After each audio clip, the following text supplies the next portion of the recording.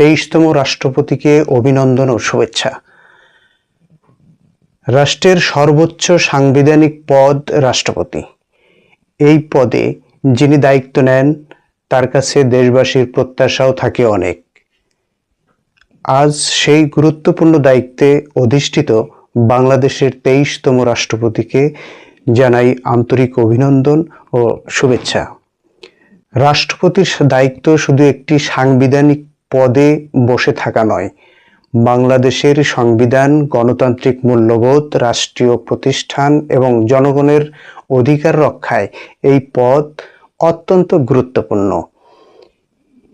নতুন রাষ্ট্রপতির কাছে দেশবাসীর প্রত্যাশা তিনি যেন দল, মত ও রাজনৈতিক বিভাজনের ঊর্ধ্বে থেকে রাষ্ট্রের সকল মানুষের রাষ্ট্রপতি হিসেবে দায়িত্ব পালন করেন। দেশের সাধারণ মানুষ চায় শান্তি, নিরাপত্তা, ন্যায় বিচার এবং একটি সুন্দর ভবিষ্যৎ। তাই রাষ্ট্রপতির দায়িত্ব পালনের ক্ষেত্রে সংবিধান ও রাষ্ট্রীয় আইনের প্রতি শ্রদ্ধাশীল থাকার পাশাপাশি দেশের মানুষের আশা আকাঙ্ক্ষার প্রতিও যেন গুরুত্ব দেওয়া হয়, এটাই প্রত্যাশা। একজন রাষ্ট্রপতি দেশের ঐক্যের প্রতীক, তাই তার নেতৃত্ব ও ভূমিকা যেন মানুষের মধ্যে আস্থা তৈরি করে, বিভেদ নয়, ঐক্য সৃষ্টি করে।